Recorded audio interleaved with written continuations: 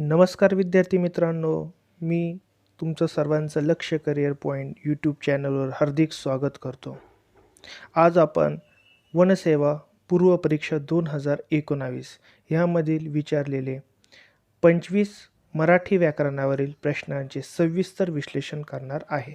जर आपले channel subscribe केले नसेल तर सबस्क्राईब करा. व्हिडिओ जर आवडला तर लाईक करा आणि इतर विद्यार्थ्यांनाही शेअर करा. चला तर आजच्या व्हिडिओला आपण सुरुवात करूया. आजची व्हिडिओ आहे MPSC फॉरेस्ट ऑफिसर पूर्व परीक्षा 2019. प्रश्न क्रमांक पहिला, पुढीलपैकी चुकीचा शब्दगट कोणता? ए ऑप्शन आहे उपसर्गघटित शब्द आ, वि, स, प्र. बी ऑप्शन आहे प्रत्यय घटित शब्द क, ता, नि, य. आणि तिसरा आहे अभ्यस्त शब्द न, परी, उप. मग याच्यापैकी कोणता शब्दगट चुकीचा आहे? म्हणजे उपसर्ग घटित म्हणजे ती बरोबर जोडी आहे का नाही, प्रत्यय घटित शब्द म्हणजे ती बरोबर जोडी आहे का नाही, अभ्यस्त शब्द म्हणजे ती बरोबर जोडी आहे का नाही, हे आपल्याला शोधायचं आहे. आता आपण पहिला ऑप्शन बघूया, उपसर्ग घटित शब्द. आता उपसर्ग घटित शब्द म्हणजे काय? तर शब्दांच्या पूर्वी उपसर्ग लागून जे शब्द तयार होतात त्याला उपसर्ग घटित शब्द असे म्हणतात. पूर्वीचा अर्थ काय? आधी. उदाहरणार्थ बघा, इथं एक मी मूळ शब्द घेतला हार. हारच्या आधी जर आ प्रत्यय लावला तर आहार शब्द तयार होतो. वि प्रत्यय लावला तर विहार शब्द तयार होतो. सह प्रत्यय लावला तर संहार तयार होतो आणि प्र लावल्यावर प्रहार तयार होतो. म्हणजे मूळ शब्दाच्या पूर्वी जर शब्द लावला तर त्यापासून उपसर्ग घटित शब्द तयार होतात. मग आपल्याला पहिला पर्याय बरोबर बघा मिळतो. उपसर्ग घटित शब्द कोणते येतात? आ, वि, स, प्र. हे सर्व शब्दांच्या पूर्वी लावतात. म्हणजे पहिलं बरोबर आहे. दुसरं, प्रत्यय घटित शब्द क, ता, नि, य. हे बरोबर आहे का ते बघू. त्याआधी प्रत्यय घटित शब्द म्हणजे काय ते बघू. शब्दाच्या पूर्वी प्रत्यय लागून शब्द तयार होतो त्याला प्रत्यय घटित असे म्हणतात. म्हणजे शब्दाच्या पुढे जर प्रत्यय लागला पाहिजे, म्हणजे जिथं शब्द संपतो तिथं प्रत्यय लागला पाहिजे आणि तिथं प्रत्यय लावून जर शब्द तयार होत असेल तर त्याला आपण प्रत्यय घटित शब्द असं म्हणतो. उदाहरणार्थ मी इथं घेतलाय बघा, जन हा मूळ शब्द घेतलाय. मग ज, न, क प्रत्यय लावल्यामुळे काय झाला? प्रत्यय घटित. ता प्रत्यय लावल्या सुद्धा काय झाला? तो प्रत्यय घटित. ता, जनता. त्यानंतर जननी. म्हणजे हे सर्व शब्द काय आहे तर प्रत्यय घटित आहे. म्हणजे बी सुद्धा बरोबर आहे. परंतु आपण मागच्याच एका व्हिडिओमध्ये बघितलं आहे सी, अभ्यस्त शब्द. अभ्यस्त शब्द म्हणजे काय? दोन सारखे शब्द एकत्रित आले असेल तर. उदाहरणार्थ घर घर, मधून मधून, समोर समोर, मागे मागे, तिकडे तिकडे, खट खट, पट पट, झट झट, बाजार हाट. असे सारखे शब्द किंवा सारख्याच अर्थाचे शब्द जर एकत्रित आले तर त्याला आपण अभ्यस्त शब्द असं म्हणतो. अभ्यस्त शब्दाचे तसे 3 प्रकार आहे. पहिला प्रकार पूर्ण अभ्यस्त, दुसरा प्रकार अंश अभ्यस्त, तिसरा प्रकार अनुकरणवाचक अभ्यस्त. आता पूर्ण अभ्यस्त म्हणजे काय? तर दोन्ही शब्द सारखेच पाहिजे, अर्थही सारखा पाहिजे आणि दिसायलाही सारखे पाहिजे. उदाहरणार्थ हळूहळू, जोरात जोरात, पुढे पुढे, अशा प्रकारचे सर्व शब्द पूर्ण अभ्यस्त आहेत. दुसरा प्रकार अंश अभ्यस्त. अंश अभ्यस्त म्हणजे अर्थ सारखा पाहिजे दोन्ही शब्दांचा, ते दिसायला सारखे नसेल तरी चालेल. उदाहरणार्थ बाजार हाट, कागदपत्र. अर्थ सारखेच आहे परंतु 2 शब्द काय वेगवेगळे. आणि तिसरा प्रकार आहे अनुकरणवाचक. अनुकरणवाचक म्हणजे काय? शब्द सारखे पाहिजे किंवा थोडेफार सारखे पाहिजे परंतु त्याच्यातून ध्वनी नाद झाला पाहिजे. ध्वनी म्हणजे आवाजाचा अनुभव आला पाहिजे. उदाहरणार्थ काय? खळ खळ, झटझट, फडफड. अशा प्रकारचे जे शब्द आहेत ते अनुकरणवाचक अभ्यस्त शब्द आहेत. मग याच्यावरून आपल्याला पहिल्याच उत्तर मिळणार आहे. सी ऑप्शन चुकीचा आहे. ए आणि बी दोन्ही पण बरोबर आहे. त्यानंतर पुढे आपण दुसरा क्वेश्चन बघू. सज्जन ह्या शब्दातील संधी प्रकार ओळखा. आता सज्जनची जर आपण फोड केली तर सत्त अधिक जन अशा प्रकारे होते. आता तसं बघायला गेलं तर संधीचे 3 प्रकार आहे. स्वर संधी, व्यंजन संधी आणि विसर्ग संधी. स्वर संधी म्हणजे 2 स्वर एकत्रित आले तर त्यापासून होणारी संधी म्हणजे स्वर संधी. व्यंजन संधी म्हणजे काय? 2 व्यंजन एकत्रित आले असेल किंवा एक व्यंजन आणि एक स्वर जर एकत्रित आला असेल तर व्यंजन संधी. आणि विसर्ग संधी म्हणजे काय, तर विसर्ग प्लस व्यंजन किंवा स्वर एकत्रित आले असेल तर आपण त्याला विसर्ग संधी असं म्हणतो. मग दिलेल्या शब्दाची जर आपण फोड केली तर सत प्लस जन. त हा व्यंजन आहे, ज पण व्यंजन आहे, दोन एकत्रित आले तर काय होणार आहे, व्यंजन संधी. त्यानंतर प्रश्न क्रमांक 3. अडाणी लोकात अर्धवट शहाण्यालाही मोठेपण लाभते, हा अर्थ सूचित करणारी पुढीलपैकी योग्य म्हण कोणती. म्हणजे अडाणी लोक जर असेल तर त्याच्यात अर्धवट शहाण्याला सुद्धा मोठेपण लाभलं जातं, अशा प्रकारची म्हण कोणती आहे, तर वासरात लंगडी गाय शहाणी. प्रश्न क्रमांक 4. भावे प्रयोगातील क्रियापदाचे रूप नेहमी कसे असते, योग्य पर्याय निवडा. आता भावे प्रयोगावर हा प्रश्न विचारलेला आहे. मी थोडक्यात प्रयोग काय ते सांगतो. पहिला प्रकार असतो प्रयोगाचा कर्तरी प्रयोग.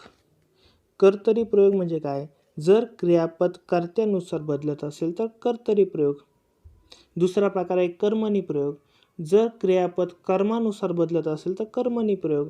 आणि तिसरा प्रयोग आहे भावे प्रयोग, जो कर्ता किंवा कर्म ह्या दोघांमुळेही बदलत नसेल, म्हणजे क्रियापद ह्या दोघांमुळे पण बदलत नसेल तर त्या प्रयोगाला म्हणतो आपण भावे प्रयोग. मग आता भावे प्रयोगाचे 2-3 महत्त्वाचे वाक्य, त्याच्यावर बऱ्याच वेळेस प्रश्न विचारले. सर्वात महत्त्वाचं, भावे प्रयोग म्हणजे काय, तर भावे प्रयोग म्हणजे पहिली गोष्ट, कर्ता किंवा कर्मानुसार क्रियापद बदलत नाही. त्यानंतर भावे प्रयोग हे तृतीय पुरुषी, नपुंसकलिंगी आणि एकवचनीच असते. ह्या सर्व गोष्टी भावे प्रयोगाबद्दल आपल्याला बघायला मिळतात. मग आता 4 ऑप्शन कोणते दिले ते आपण बघू. पहिला ऑप्शन आहे कर्त्याचे लिंग वचन पुरुष भेदानुसार बदलतो, त्याला खरं तर आपण काय म्हणतो मग कर्तरी प्रयोग, आत्ताच बघितलं. दुसरा पर्याय आहे कर्माच्या लिंग वचन पुरुष भेदानुसार बदलतो, त्याला आपण कर्मणी म्हणतो, म्हणजे तो पण ऑप्शन नसणार आहे. तिसरा आहे लिंग वचन पुरुष भेदानुसार बदलत नाही तर नेहमी प्रथमा विभक्तीत असतो, तो प्रथमात नसतो, तर तिसरं पण नाही. परंतु चौथा ऑप्शन एकदम बरोबर आहे, काय, नेहमी तृतीय पुरुषी नपुंसकलिंगी एकवचनी असतो. मग हे तुम्हाला ऑलरेडी मी आता सांगितलंच, म्हणजे चौथ्या प्रश्नाचं उत्तर असेल पर्याय क्रमांक 4. पुढचा प्रश्न क्रमांक 5. जेथे जातो तेथे तू माझा सांगाती, हे कोणत्या प्रकारचे क्रियाविशेषण वाक्य आहे. आता क्रियाविशेषण वाक्य, क्रियाविशेषण म्हणजे काय, क्रियेबद्दल अधिक माहिती सांगणारा शब्द म्हणजे क्रियाविशेषण. आणि क्रियाविशेषणाचे अनेक प्रकार पडतात. तो कालदर्शक क्रियाविशेषण असतो, विरोधदर्शक क्रियाविशेषण असतो, स्थळदर्शक क्रियाविशेषण असतो आणि रीतिदर्शक क्रियाविशेषण असतो. मग आता ह्या 4 पर्यायापैकी दिलेलं वाक्य कोणत्या क्रियापदाच्या प्रकाराचं आहे. आता बघा, दिलेल्या वाक्यामध्ये आपल्याला कालदर्शक आहे का, काळ दर्शवतो का, नाही, कधी घटना घडती हे दाखवलंय का, नाही आहे. वाक्यात विरोध पण कुठं दर्शवला जात नाही आहे, मात्र स्थळ दर्शवलं जातं आहे. कुठं स्थळ, जेथे, जेथे तेथे, म्हणजे कुठं जर एखादं ठिकाण असणार आहे नाही, आणि ठिकाण असेल तर मग काय स्थळ दर्शक, म्हणजे क्रिया घडण्याचे स्थळ किंवा जागा दर्शवली जात असेल तर अशा क्रियाविशेषणांना स्थळदर्शक क्रियाविशेषण असे म्हणतात. मग तिसरा ऑप्शन इथं राहणार आहे, आणि मी बाकीचे पण ऑप्शन इतर रिपीट करतो. बघा, कालदर्शक, काळ म्हणजे काय, क्रियाविशेषण कोणत्या कालखंडात घडले त्याला आपण म्हणतो कालदर्शक क्रियाविशेषण. उदाहरणार्थ बघा, मी उद्या जाईल, कधी जाईल तर उद्या, उद्या हा काय झाला, कालावधी. त्यानंतर विरोधदर्शक, नकार दर्शविणे म्हणजे काय, तो न चुकता येतो, न आला म्हणजे काय, विरोध दर्शवला गेला. आणि चौथं रीतिदर्शक, रीतिदर्शक म्हणजे काय, क्रिया कशी घडली, कशा प्रकारे घडली, म्हणजे हळूहळू घडली का, जोरात घडली का, अशा प्रकारची कशा प्रकारची क्रिया घडली याला आपण म्हणतो रीतिदर्शक. त्यानंतर प्रश्न क्रमांक 6. दिलेल्या शब्दाचा समानार्थ शब्द ओळखा. गरुड, गरुडला कोणता समानार्थ शब्द आहे ते आपल्याला ओळखायचं आहे. गरुडलाच आपण समानार्थी म्हणतो वैनतेय, असं त्याला म्हटलं जातं. प्रश्न क्रमांक 7. पुढीलपैकी आवृत्तीवाचक विशेषण कोणते. आता आवृत्तीवाचक म्हणजे काय, शब्दाची पुनरावृत्ती होणे, म्हणजे पहिली 1 पट असेल त्याचं दुप्पट झाली असेल, 4 पट झाली असेल, 5 पट झाली असेल, 10 पट झाली असेल, म्हणजेच त्याच गोष्टीची पुन्हा पुन्हा आवृत्ती होत असेल तर त्याला आपण म्हणतो आवृत्तीवाचक विशेषण. मग अशा प्रकारचा कोणता शब्द बघायला मिळतो आपल्याला? पर्याय क्रमांक 2 दुप्पट. तर आवृत्तीवाचक शब्द काय असणार आहे? दुप्पट, तिप्पट, चारपट, नऊवारी. नऊवारी साडी जी आहे ती सुद्धा आवृत्तीवाचक आहे, कारण की 1 हातभर, 2 हातभर अशा प्रकारे ते 9 हातभर साडी असते, म्हणून त्याला नऊवारी आपण म्हणतो. किंवा 6 वारी साडी, 6 वार हे सुद्धा काय तर आवृत्तीवाचकच आहे. 2 पदरी, 4 पदरी रस्ते असतात ते सुद्धा काय आवृत्तीवाचकच असणार आहे. तर इथं पर्याय क्रमांक 2 उत्तर असेल. त्यानंतर क्वेश्चन क्रमांक 8, पुढीलपैकी उपसर्ग घटित शब्द कोणता? आता उपसर्ग घटित शब्द काय ते ऑलरेडी आपण ह्याच व्हिडिओमध्ये सुरुवातीला बघितले. उपसर्ग घटित म्हणजे काय? शब्दाच्या पूर्वी उपसर्ग लावून जे शब्द येतात त्याला आपण उपसर्ग घटित शब्द असं म्हणतो. मग आता 4 पर्यायापैकी उपसर्ग घटित कोणता तो आपल्याला शोधायचा आहे. म्हणजे काय? मूळ शब्दाच्या आधी म्हणजे सुरुवातीला प्रत्यय लावून कोणता शब्द तयार झालेला आहे तो आपल्याला शोधायचा आहे. उदाहरणार्थ बघा, पहिला पर्याय दिलेला आहे उत्कर्ष, उत प्लस कर्ष. आता उत हे सुरुवातीला आलेलं आहे आणि कर्ष हा मूळ शब्द आहे, म्हणजे सुरुवातीला आलेला आहे म्हणजे उपसर्ग असणार आहे, म्हणजे पहिलंच उत्तर असणार आहे. आपण तरी पुढचे पर्याय बघू. पथिक, पथ आणि नंतर की आलेला आहे, म्हणजे तो नंतर जोडलेला आहे, शब्दाच्या शेवट जोडला आहे, म्हणजे तो काय असेल? प्रत्यय घटित असेल. दुसरा आहे प्रत्यय घटित. तिसरा इनामदार, इनाम प्लस दार नंतर जोडला गेला, दार हा नंतर जोडलाय म्हणजे काय असणार आहे? प्रत्यय घटित. तर त्यागी, चौथा आहे त्यागी, त्याग, त्यागला नंतर ई प्रत्यय जोडलाय म्हणजे तो सुद्धा काय असणार आहे? प्रत्यय घटित असणार आहे. तर आपल्याला उपसर्ग घटित विचारलाय, तर उपसर्ग घटित असणार आहे पर्याय क्रमांक 1 उत्कर्ष. त्यानंतर प्रश्न क्रमांक 9, उच्चार स्थानानुसार दंत्यवर्णाचा पुढील वर्ग कोणता आहे तो निवडायचा आहे आपल्याला. दंत्य वर्ण कोणता आहे तो निवडायचा आहे. दंत्य म्हणजे काय? उच्चार होताना, शब्दाचा उच्चार होताना जीभ किंवा जिभेचा शेंडा दातांच्या मागच्या बाजूला जाऊन टेकतो आणि त्यावेळी जे वर्ण उच्चारले जातात त्यांना आपण दंत्य वर्ण असं म्हणतो. मग आता 4 पर्याय काय ते आपण बघू. क वर्गातील वर्ण कोणते? तर कंठ, कारण की क, ख, ग हे शब्द उच्चारताना आपल्या जिभेचा मधला भाग हा टाळूला लागतो. टाळू म्हणजे किंवा कंठाला लागतो, कंठ, आणि कंठालाच आपण काय म्हणतो? कंठ वर्ण. त्यानंतर पर्याय क्रमांक 2 च वर्गातील वर्ण.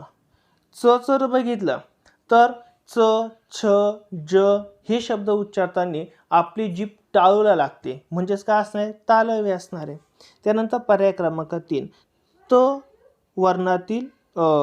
वर्गातील वर्ण कोणते आहे? तर त, थ, द, ध हे शब्दांचा जर आपण उच्चार केला तर जिभेचा शेंडा वरच्या दातांच्या मागच्या बाजूला लागतो, दातांना लागतो म्हणजे दंत्य असणार आहे, आणि आपल्याला दंत्यच विचारले म्हणजे आपला पर्याय क्रमांक असेल 3 उत्तर. आणि चौथा असणार आहे प वर्गातील वर्ण. प म्हणजे काय? प, फ, ब, भ ह्या शब्दांचा उच्चार करताना आपण होटांची हालचाल करतो आणि यालाच म्हणतो आपण ओष्ट्या. ओट म्हणजे ओष्ट्या, तर हे सर्व ओष्ट्या वर्गातील असणार आहे. आणि एक मूर्धन्य पण प्रकार आहे, ट, ठ, ड, ढ.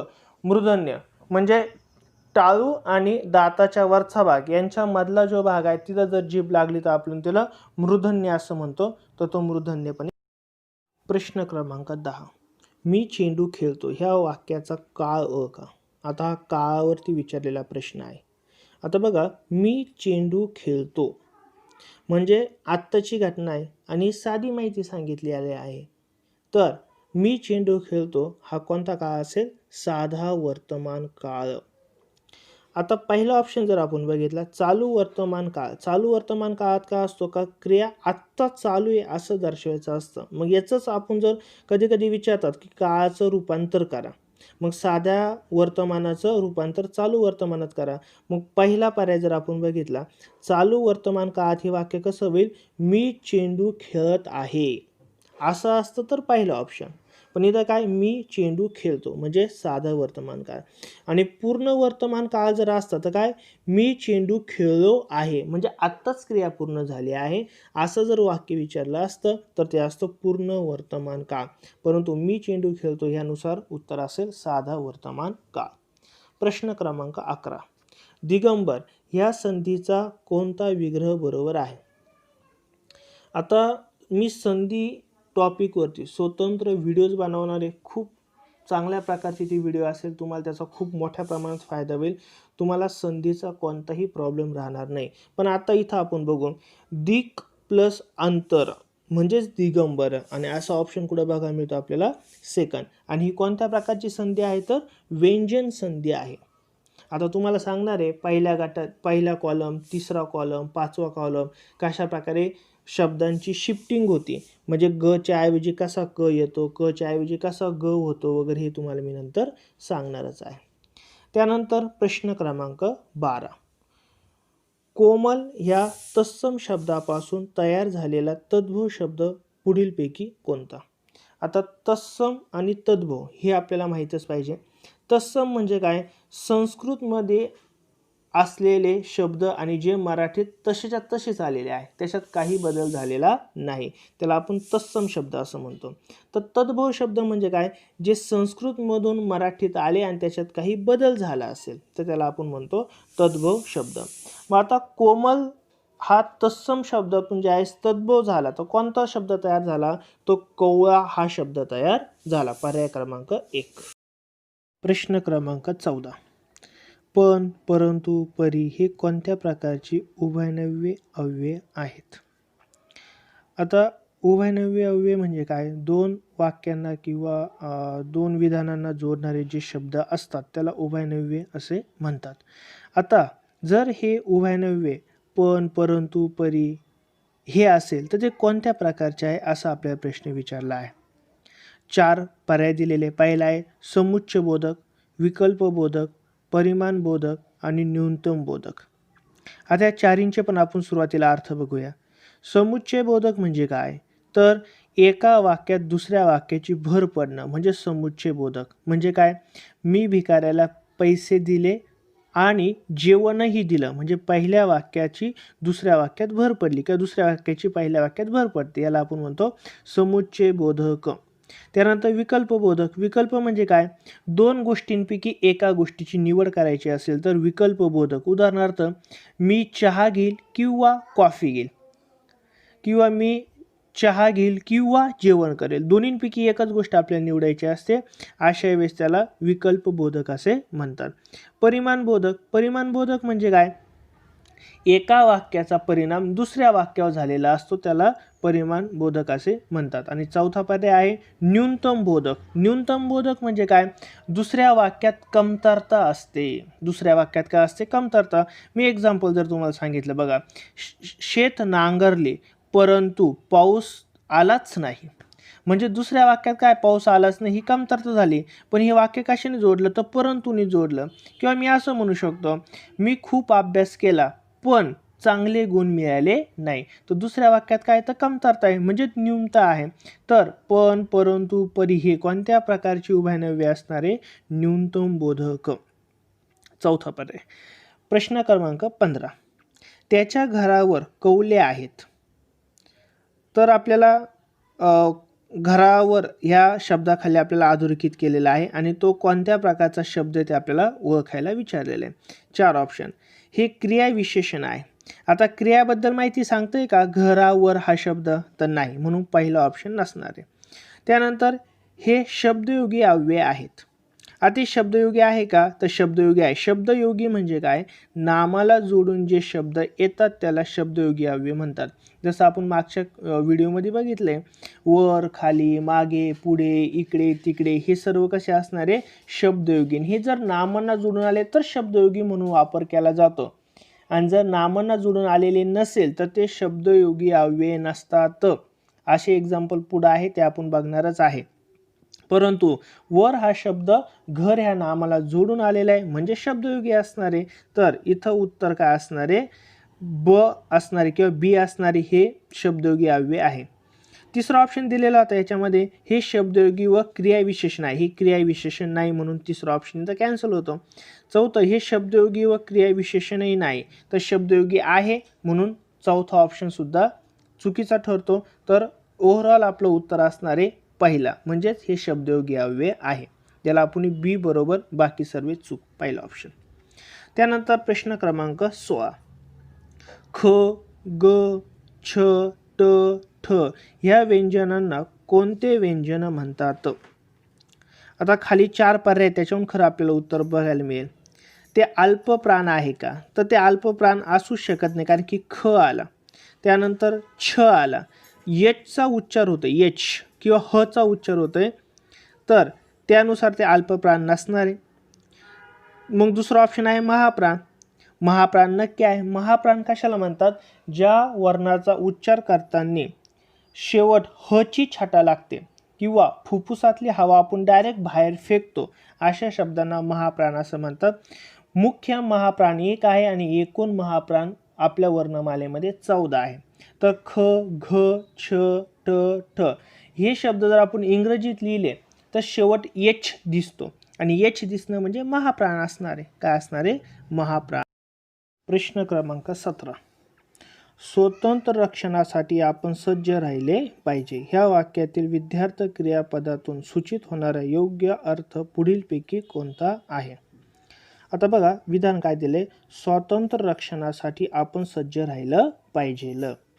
मग आता जेव्हा जेव्हा देशाला गरज पडेल तेव्हा तेव्हा आपण सज्ज राहिले पाहिजे. ही इच्छा आहे का? नाहीये. हा हक्क आहे का? नाहीये. तर हे आपलं कर्तव्य असणार आहे. आणि ही योग्यता पण नाही, सर्वांना सांगितली, त्यामुळे योग्यतेचा तर प्रश्न येत नाहीये. म्हणजे दिलेलं वाक्य कशा स्वरूपाचं असेल? कर्तव्याच्या स्वरूपात असणार आहे. त्यानंतर प्रश्न क्रमांक 18. पुढीलपैकी कोणता शब्द वेदांग ह्या शब्दाचा समानार्थी नाही? आता शिक्षा, कल्प, वेदमूर्ती हे नाहीये, तर वरीलपैकी कोणताही नाही. म्हणजे समानार्थी नाही असे विचारले तर एकही नाही, हे सर्व काय असणारे? समानार्थी आहेत. प्रश्न क्रमांक 19. दिलेल्या शब्दाचा विरुद्धार्थी शब्द निवडा. कृपण. कृपण म्हणजे थोडक्यात काय असणार आहे? संकुचित. कृपण म्हणजे काय? संकुचित असणार आहे. तर याचा विरुद्धार्थ शब्द काय असणार आहे? तर उदार होणं असणार आहे. उदार वगैरे किंवा मोठं वगैरे, उदार. प्रश्न क्रमांक 20. तू ह्या सर्व नामाचे प्रथमा विभक्तीचे अनेक वचनी रूप कोणते? तू. तूचं प्रथमा विभक्तीतील अनेक वचन करायचे. तूचं अनेक वचन काय होणार आहे? तुम्ही. तर पर्याय क्रमांक असेल 3. आता प्रथमापासून तर सप्तमीपर्यंत सर्व एकवचनी आणि अनेक वचनी मोरा वाळंबेंच्या बुकमध्ये पेज क्रमांक 73 मध्ये खूप चांगले दिले, ते सर्वांनी चांगल्या प्रकारे बघा. प्रश्न क्रमांक 21 ते 25 हे 5 प्रश्न उतार्यावर आहेत. तर सर्वांनी एकदा चांगल्या प्रकारे उतारा बघा आणि उतार्यावर कशा प्रकारे क्वेश्चन तुम्हाला सॉल्व करतील एकदा चांगला पहिल्यांदा उतारा वाचून घ्या. नंतर विचारलेल्या प्रश्नांची योग्य पर्याय वगैरे निवडा. उतार्यावरती मी स्वतंत्र एक लेक्चर घेणार आहे. आजचा व्हिडिओ जर तुम्हाला आवडला असेल तर नक्की लाईक करा, इतरांनाही शेअर करा. सबस्क्राईब केलं नसेल चॅनल तर सबस्क्राईब करा आणि काही शंका असेल तर कॉमेंट बॉक्समध्ये विचारा. Thank you so much.